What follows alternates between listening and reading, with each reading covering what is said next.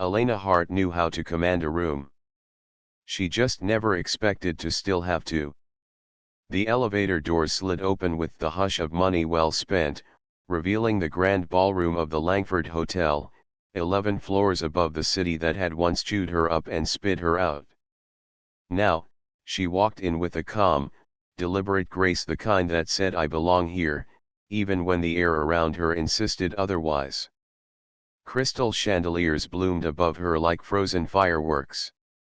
Waiters in black vests glided through the space, silver trays balanced like crown jewels. Elena's heels clicked against the marble with precision, more punctuation than noise, as she entered the orbit of New York's most rarefied elite.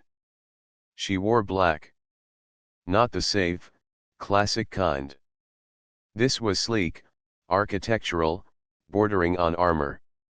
Her dress, Valentina Chase, custom, drew glances not because it conformed, but because it didn't bother trying. Somewhere across the room, Jameson Wexler raised a glass to a small cluster of executives, his silver hair catching the light. The youngest son of the Wexler dynasty, and now the face of its future. Their companies were days away from finalizing a $10 billion tech partnership. On paper, they were equals. In the room, they weren't. "Elena," came a voice, syrupy, sharp. Madeline Voss, Wexler's longtime advisor, floated toward her with a champagne flute and the precise warmth reserved for controlled burns. "So glad you could make it?" Jameson was just saying how refreshing it is to have new blood. Elena smiled. "That's me. Full of iron." Madeline blinked, then gave a thin, tight laugh. The room was full of them, those who had inherited their seats at the table, polished their names like heirlooms.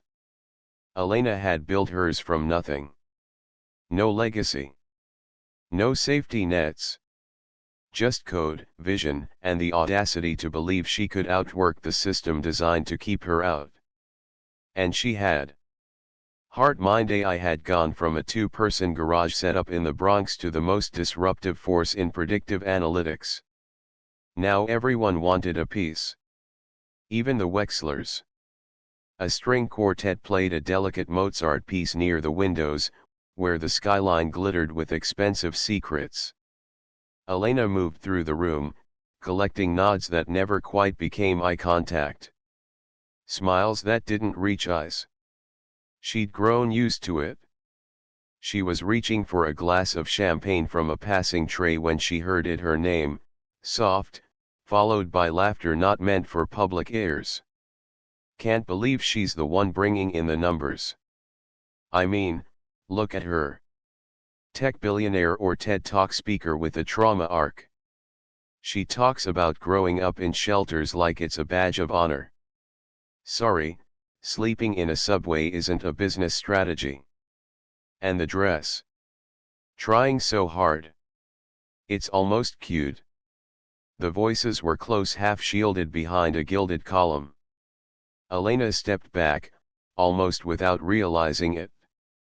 The glass stayed in her hand, steady as stone. Her breath did not. She recognized them, two Wexler board members, one of them the VP of Strategic Growth. The same men who, just hours ago, had praised her insights during negotiations. Who would sign their names to the deal that would reshape both companies? Who would make billions from her life's work? And still she was just a spectacle. A clever project. A tolerated novelty. Elena turned away before they could see her, her face unreadable. She took a sip of the champagne. It was dry, expensive, forgettable. She didn't flinch. She didn't cry. She didn't let the sting show. But something behind her eyes changed. Hardened. Glass ceilings weren't made to be shattered in one blow. Sometimes, you had to let them think you were still looking up while you were already sawing through the foundations below. The heels clicked too loud against the marble as Elena exited the ballroom, not hurried, not faltering, but deliberate. Her spine remained straight, the same way she'd trained it to hold through boarding school speeches and endless investor pitches. Dignity, even now. Behind her, laughter rippled like broken glass. The Wexlers, toasting to their new acquisition her. Clara's voice floated above the others, syrupy and smug. She cleans up well, doesn't she? I told you she'd be our little Cinderella project. The doors closed behind Elena with a hush of gold-trimmed velvet, and for a moment, the air stilled. She didn't cry. Not yet. Outside, the balcony was empty. Moonlight pooled over the stone balustrade, painting her gown silver. The cool night air bit at her collarbone, but she welcomed it. Cold was honest. Cold didn't pretend. She gripped the edge, knuckles tight, breath shallow. In the ballroom, she had smiled when they laughed. Laughed when Clara touched her arm like a pet being praised. And nodded, graciously, when Mr. Wexler raised his glass to our rising star from the wrong side of town. She could still feel the ice in that champagne. Years ago, she had learned to wear masks. The first was hunger not for food, but for more than her mother's small life in a small apartment with small dreams. She hid that hunger behind politeness and quiet ambition. Then came the scholarships. The after-school jobs. The late nights with textbooks and stale coffee, scrubbing the scent of waitressing from her hands before job interviews. At college, she learned how to walk into a room without apology. How to make herself smaller in the right ways and louder in others. And Clara had seen her. Had reached out. A lifeline, she thought then. A leash, she understood now. Elena let out a slow breath. The cold air steadied her. She unclenched her fists. There was no shame in ambition. No shame in having come from less. The shame was in pretending that gratitude was silence. That her worth was up for auction. She looked back toward the ballroom. The walls shimmered with candlelight and secrets. She could go back. Smile again. Play the game, nod, and thank them. But something inside her had shifted. A seam had torn, quietly but irrevocably. She had let herself believe that success meant being accepted by them. Now, she knew better. It meant not needing their approval at all. That night, back in her apartment still sparse, still hers, Elena sat at her desk with her laptop open and a plan forming. Not vengeance. Not drama. Strategy. She wouldn't burn bridges. She'd build her own. And the next time they raised a glass to her, it would be as equals. No masks. No leash. Just Elena. The morning sun had barely risen when the world woke up to the biggest shock in recent business history. Elena's announcement had spread like wildfire overnight. The $10 billion deal was dead. Cancelled. No negotiations. No compromises. The press exploded with headlines. Elena Wexler pulls the rug from under $10 billion deal, shock and awe. Why did she walk away? Emotional? Unfit? The CEO who blew it? The Wexler name was splashed across every major news outlet, but the praise was nowhere to be found. Inside the Wexler family mansion, the atmosphere was electric with fury. Elena's parents and siblings gathered around the marble dining table, faces flushed with disbelief and anger. Her father's voice was sharp as a blade. You've destroyed years of work, and for what? Some childish whim. Her mother's hands trembled, clutching a half-finished cup of coffee. You owe the investors an explanation. This will ruin everything. Elena sat quietly, absorbing the storm of criticism. but she refused to waver. On the other side of town, her investors convened in a sleek, glass-walled conference room. Questions came fast and furious. Are you sure this isn't a knee-jerk reaction? Do you think you're ready to lead through this crisis? Is she emotionally compromised? The words stung, but Elena met each challenge head-on. She wouldn't be boxed in or bullied into submission. Back in the media, late-night commentators dissected every move she made, every word she spoke. They mocked her as impulsive, reckless, and unfit for the cutthroat world of business. Social media lit up with memes and scorn, turning the woman once hailed as a prodigy into a caricature. But beneath the public mockery and private doubt, Elena's resolve only hardened. The backlash was no accident, it was a warning, a test. And she was ready. Behind closed doors, she pored over plans, blueprints, and projections. If walking away from the deal was bold, what she had in mind next would be revolutionary. The empire might tremble, but it would not fall. Elena was just getting started. Elena sat in the dim glow of her laptop screen, fingers trembling slightly as she finalized the last piece of evidence. Files detailing bribery, shady offshore accounts, and preferential hiring practices were meticulously compiled, proof of the rot at the heart of the Wexler Corporation. It wasn't just business malpractice, it was a betrayal of everything the Wexlers claimed to stand for. She didn't want to destroy her family. She wanted to save it. But saving it meant exposing the poison. The leak went out that night, an anonymous tip to a top investigative journalist known for holding the powerful accountable. Elena crafted the message carefully, releasing just enough to ignite a media storm but leaving no personal trail behind. The next morning, headlines screamed of scandal, Wexler empire tarnished by corruption, nepotism runs deep in Wexler Holdings, illegal dealings in the boardroom. The public's admiration for the once untouchable family began to crumble. Meanwhile, Clara found Elena waiting at the corporate headquarters, the tension thick between them. Her voice was low but fierce. Is this about revenge? Elena's eyes burned with quiet fury. No, Clara. This is justice. The words hung in the air, heavy and irrevocable. Neither woman would walk away unchanged. The backlash was swift and ruthless. Within days, whispers among elite circles morphed into full-blown boycotts. Elena's company, once hailed as a rising star, found itself blacklisted by influential networks she had long sought to penetrate.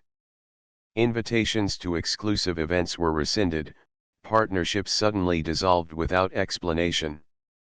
The boardroom grew tense.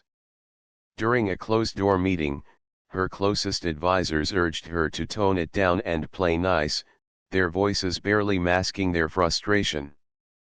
Elena sat rigid, the weight of their words pressing on her chest. You need to apologize, Elena, the chairman said quietly. This isn't about being right anymore. It's about survival. But how could she apologize for being herself? For demanding respect in a world that had never given her an inch? That night, alone in her high-rise apartment, Elena felt the walls close in. Memories surged, snide remarks from teachers, dismissive looks from colleagues, the countless times she had been underestimated simply because of where she came from.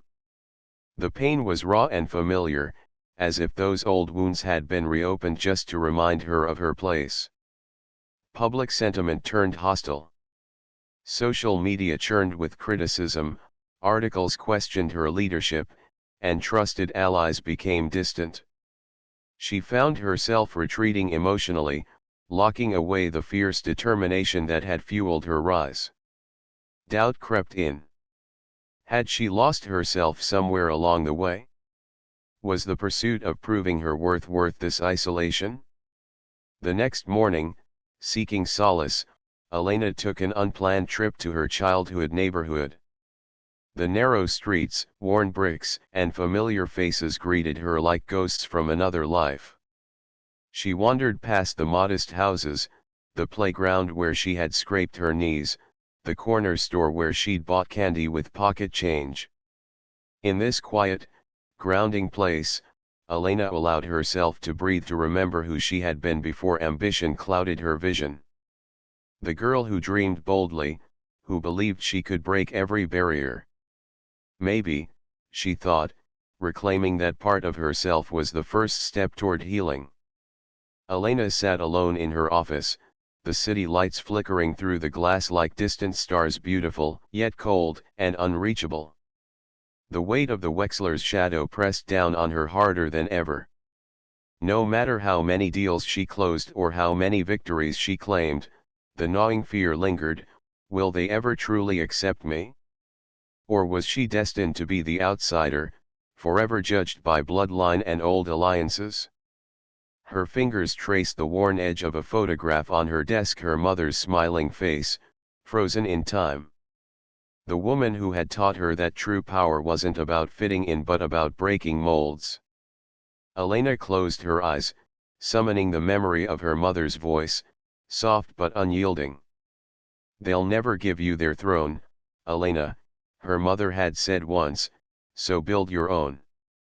The world doesn't change by asking for permission, it changes by rewriting the rules." Her heart thrummed with a new resolve. The fear was still there, but it was no longer a chain. It was the steel beneath her silk, the hidden strength beneath her polished exterior. Elena's team gathered around her the next morning, a tight-knit group who had stood by her through every setback and triumph. They could see the fire rekindled in her eyes. "I'm done trying to fit into their world," Elena declared. "We're not just going to compete with the Wechslers, we're going to make them obsolete. It's time to build something new. Something powerful enough to change the game entirely." Plans were drawn, strategies reimagined, alliances reconsidered. Elena's vision extended beyond mere business. It was a revolution cloaked in elegance, a force that would shift the balance of power forever. As the foundation took shape, so did Elena's purpose. She was no longer chasing acceptance. She was crafting a legacy, one forged from steel beneath silk. Elena had always thrived under pressure, and now was no exception. After years of facing the Wechslers' relentless opposition, she found an unexpected opportunity in her rivals' rivals. Forming an alliance with these underdogs, she spearheaded the creation of a revolutionary platform, one that would not just compete, but disrupt entire industries. The platform integrated AI-driven analytics, decentralized finance, and sustainable technologies, shaking the foundations of traditional business models. Elena's vision wasn't just about profit, it was about opening doors. She championed overlooked innovators, with a particular focus on women-led startups, providing them with resources, mentorship, and a spotlight they rarely received before. The media, once skewed against her, began to shift tone. Stories celebrated her as a transformative leader, an agent of change in a stale corporate world. Her influence spread like wildfire, inspiring a new generation to challenge the status quo. But the Wechslers, cornered and desperate, weren't done. They launched a hostile takeover attempt, their aggression fueled by fear of obsolescence. Yet Elena was prepared. With impeccable timing, she countered their move, leveraging the very platform she built and her newfound alliances to rally support and outmaneuver them. Her brilliant gambit didn't just fend off the attack, it set the stage for a final confrontation, one that would determine the future of not only their business empires but the very industries they sought to control. The room was thick with tension, the kind that made the air almost crackle. The shareholders had gathered, buzzing with anticipation, but none of them were prepared for the storm Elena was about to unleash. Elena stood at the podium, calm yet resolute, her eyes scanning the sea of faces. The Wexlers sat across from her, Clara with a forced smile masking her unease, her father stiff and pale. For months, Elena had gathered every piece of evidence she could find, and now, it was all laid bare. "With your permission," Elena began, voice steady and commanding, "I'd like to present a few findings that I believe every shareholder has a right to see." She clicked a button, and the screen behind her flickered to life documents, emails, financial statements. Each one painted a damning picture of the Wexlers' illegal dealings, insider trading, falsified reports, and a pattern of corruption that tainted every corner of their empire. Gasps rippled through the room. Clara's facade cracked, desperation flickered in her eyes. But Elena held her gaze, unwavering. "This isn't about personal vendettas," Elena said, her voice rising. "It's about accountability. About the future of this company and the integrity of our market." The shareholders erupted into murmurs, some rising to demand answers, others looking to the Wexlers for explanations that didn't come. Clara stood, her voice trembling but trying to sound firm. "This is a witch hunt. You're trying to destroy what my family built." "No," Elena said quietly but firmly. "I'm here to save what can be saved and ensure justice." The boardroom descended into chaos as votes were called. The tide had turned irreversibly against the Wexlers. Their empire crumbled in real time, their influence evaporating like smoke. As the meeting adjourned, Clara lingered, trying to salvage her dignity, but the damage was done. Elena walked out not as a woman scorned, but as a leader who demanded respect and earned it on her own terms. Outside, the sun was setting. Elena paused, feeling the weight of what she'd accomplished. This wasn't just business anymore, it was legacy. Months had passed since the storm. The memories of battles fought and bridges burned still flickered faintly in Elena's mind, but they no longer weighed her down. Tonight, she stood beneath a canopy of shimmering lights, surrounded by the hopeful hum of ambition and purpose. The grand hall was alive with energy, not the ruthless energy of cutthroat deals, but the vibrant pulse of possibility. Elena looked out over the crowd gathered for the launch of the foundation she had built from the ashes of her past. It was a foundation dedicated to funding young women in technology, a cause born from her own struggles and hard-won lessons. No longer was she chasing validation from the world that had once tried to define her worth. Instead, she was building a new world, one brick at a time. In the corner of her eye, Elena caught a glimpse of a news feed on a nearby screen. The Wexlers, once titans of the industry, were now a cautionary tale whispered in boardrooms, their empire fading into irrelevance. Their story had been a warning, a reminder of what happens when power is hoarded and vision grows blind. The gala was more than a celebration, it was a symbol of rebirth. Elena remembered the moment she had cancelled that deal, the one that had promised quick gains but demanded a sacrifice she refused to make. It was a moment of clarity, of reclaiming her own narrative.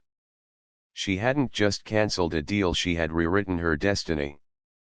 Now, with this foundation, she was extending an invitation to others, to break free from the confines of expectation, to step into their power, and to create futures that honored their dreams rather than their fears. As the evening unfolded, Elena felt a quiet pride settle in her chest. This was her new order, one not dictated by legacy or leverage, but by courage, innovation, and the unwavering belief that the future could be better because she dared to imagine it. The air in the grand ballroom of the plaza was a liquid shimmer of gold and diamond light, a symphony of hushed power where fortunes were not only made but inherited, and into this gilded cage, walked Illyra Vance, a woman whose entire empire had been forged from the white-hot furnace of her own will, every line on her face a map of the battles she had won, Her modest black gown a deliberate statement of substance over flash, a stark contrast to the glittering, feathered plumage of the city's old money elite who fluttered and preened around her. Tonight, she was the gravitational center of their world, for the final signatures on the $10 billion acquisition of Sterling Industries by her tech behemoth, Novatech, were to be exchanged, a deal that would not only cement her place at the very pinnacle of global finance but would save the Sterling family from the brink of quiet, irreversible obsolescence, a fate their patriarch, Alastair Sterling, and his wife, Eleanor, had spent a generation desperately trying to avoid, a fate their son, Julian, was blissfully, arrogantly unaware of. Illyra moved through the crowd with the quiet confidence of a predator in its element, her eyes scanning for her prey, the Sterlings, who she found sequestered in a velvet-roped corner, a tight-knit circle of family and fawning sycophants, their laughter a brittle, tinkling sound that carried an edge of contempt. As she approached, Alastair, a man whose face was a study in chiseled superiority, extended a hand, his smile not reaching his eyes. "Illyra, my dear, finally. The papers are ready. We were just discussing how remarkable it is that a little start-up from a garage, no less, could achieve such a sum." The words were like tiny, poisoned darts, delivered with a saccharine tone that made them impossible to openly parry. Eleanor, her pearls clinking with a self-satisfied clack, added, "Oh, we were just saying, Julian, how one must admire such ambition. One simply doesn't see it anymore, not like in our day, when it was all about pedigree and heritage, not simply a good idea." Julian, a carbon copy of his father's haughtiness, snorted a laugh into his champagne flute, a sharp, dismissive sound. "Right, mother. It's like a Cinderella story, isn't it? Except without the glass slipper, and with a rather large, ugly checkbook instead. One wonders what sort of desperate, common taste brings someone to an event like this wearing that." His eyes raked over her dress, his sneer a perfectly practiced expression of disdain, and his words, so casually cruel, sliced through the carefully constructed armor of her composure. The air around them seemed to thicken, a sudden vacuum of sound as a few nearby guests caught the biting tone, their heads turning with a morbid curiosity, their gazes like pinpricks on her skin. A flash of a camera went off, a cruel punctuation mark on the moment. For a split second, Illyra felt the old, familiar sting of humiliation, the feeling of being the small-town girl who had nothing and was made to feel like less, and her breath caught in her throat.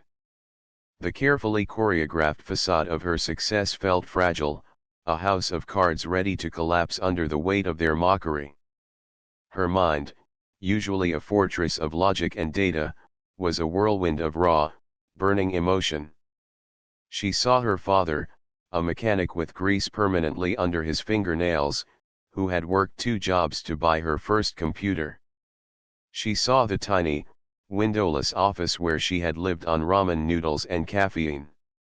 She saw the sleepless nights, the relentless work, the sacrifices, all of it reduced to a common joke, an amusing anecdote for the Sterling family's private club. Their laughter, now a conspiratorial murmur, echoed in her ears, a sound that amplified her simmering rage into a cold, hard resolve, and in that instant, she made a choice, a fundamental shift from a deal-maker to an avenger, her face a mask of serene calm that belied the volcano rumbling beneath. A hush fell over the immediate area as the head of the Sterling legal team, a pale-faced man with a briefcase, approached them, the contract in his hand, a thick leather-bound volume that represented the very salvation of the Sterling name. He smiled nervously, his gaze flitting from the sneering Sterlings to Illyra's unnerving stillness. "Miss Vance, if you would be so kind," he began, his hand reaching for a pen. but Ilara's hand shot up, a silent, absolute command, and the man froze, the pen hovering uselessly in the air. Her eyes, which had held the quiet fury of a gathering storm, now fixed on Alistair, their depth and intensity causing the old patriarch to involuntarily take a step back, his smirk fading into a look of genuine confusion. "You find my journey amusing, Mr. Sterling?" she asked, her voice, though soft, carrying an unnatural weight that commanded the attention of everyone within earshot. The nearby murmurs of the crowd ceased entirely, a sudden, expectant silence falling over the ballroom. Alistair's forced smile returned, a desperate attempt to regain control of the situation. "My dear, not at all. Just, remarkable." Ilara's gaze flickered to Eleanor, whose head was held high with a triumphant sneer. "And you, Mrs. Sterling, you admire my ambition and my good idea?" Eleanor's jaw tightened slightly, a flicker of uncertainty crossing her face. "Naturally. It's a nice sentiment." Finally, her eyes landed on Julian, the most venomous of them all, who now shifted uncomfortably, his previous confidence replaced by a twitching apprehension. "And you, Julian," she said, her voice dropping to a near whisper, "you find my ugly checkbook and my dress a source of such derisive amusement." Julian, for the first time, seemed to genuinely falter, his practiced arrogance dissolving into a puddle of fear as the public spotlight turned on him. He opened his mouth, but no sound came out. Ilara's lips curved into a smile, not of warmth, but of a quiet, cutting finality. She took a slow, deliberate step forward, her entire posture radiating a power they had never once accounted for. "I came here tonight as a partner," she announced, her voice rising just enough to carry to the stunned onlookers, "prepared to pour $10 billion into your company, to save your family's legacy from a slow, painful decay. I was ready to overlook the past, to build a future based on collaboration and respect." Her gaze swept over the three of them, pinning them in place. "But you have just made it crystal clear that you are incapable of either. You see people like me not as equals, but as a source of amusement, a low-class curiosity to be mocked behind cupped hands. You don't value partnership, you only value what you can take from those you deem beneath you." The silence in the ballroom was now absolute, a tangible force pressing down on the Sterlings, who stood frozen, their faces a horrifying tableau of dawning horror. Julian's mouth was slightly agape, a droplet of sweat beading on his forehead. Alistair's face had gone a sickly, pasty white, the blood draining from his features, while Eleanor's hand flew to her mouth, her eyes wide with a look of pure, unadulterated panic. Ilara turned to the pale-faced lawyer still holding the contract, his eyes wide with a terrified incomprehension. "The deal is off," she said, her voice clear and without a single tremor. "Novatech withdraws its offer, effective immediately. Do not attempt to contact my legal team. The negotiations are over." The words landed like a death knell, a final, irrevocable judgment. The lawyer's jaw dropped, the leather briefcase slipping from his nerveless fingers and clattering to the marble floor with a sound that seemed deafening in the silence. Ilara didn't wait for a response, didn't spare them another glance. She simply turned and walked away, a solitary figure moving through a sea of frozen, astonished faces, a woman who had just burned a $10 billion bridge with the same quiet determination with which she had built her empire, the collective gasps and whispered murmurs a thrumming symphony of her complete and total victory. She felt a lightness, a profound and exhilarating sense of release, as if a physical weight had been lifted from her shoulders. The humiliation, the years of feeling like she had to prove her worth, had evaporated in that single, decisive moment, replaced by a quiet, Fierce pride. The camera flashes, which had once felt like cruel judgments, now felt like the celebratory pop of a cork, documenting her triumph. As she passed the grand staircase, she saw the Sterling's faces reflected in a gold-framed mirror, a grotesque triptych of shock and defeat. Alistair's shoulders were slumped, the mask of superiority shattered, revealing a terrified, desperate man. Eleanor was frantically whispering into his ear, her perfectly coiffed hair now looking messy and disheveled, her earlier smugness replaced by a wild-eyed desperation. Julian, meanwhile, was simply staring at her, a silent, gaping void of a man, the weight of his family's impending collapse already a crushing burden on his entitled shoulders. They were no longer the masters of their universe, they were simply people who had been found out, their arrogance exposed as a flimsy curtain over their profound insecurity. Illyra pushed through the heavy oak doors and into the crisp night air of Fifth Avenue, the sounds of the city a jarring but welcome return to reality. The street lights blurred into streaks of liquid gold as she stepped into the back of her waiting town car, the quiet luxury of the interior a sanctuary. She didn't check her phone, didn't need to. She knew the news would be a wildfire, spreading faster than any gossip, the headlines of the morning already written in the collective shock of the city's elite. The Sterlings would be a cautionary tale, a lesson that old money and inherited power were no match for a woman who knew her worth and was willing to pay any price to protect it. Leaning back against the soft leather, she finally allowed a slow, genuine smile to spread across her face, not of triumph over them, but of peace with herself. The deal was gone, a phantom sum that had never truly existed, but her dignity, her history, and her self-respect were more than intact, they were purified, hardened, and made brilliant by the fire of that single, irrevocable decision, a testament to the fact that some things, even in a world of $10 billion deals, were simply not for sale.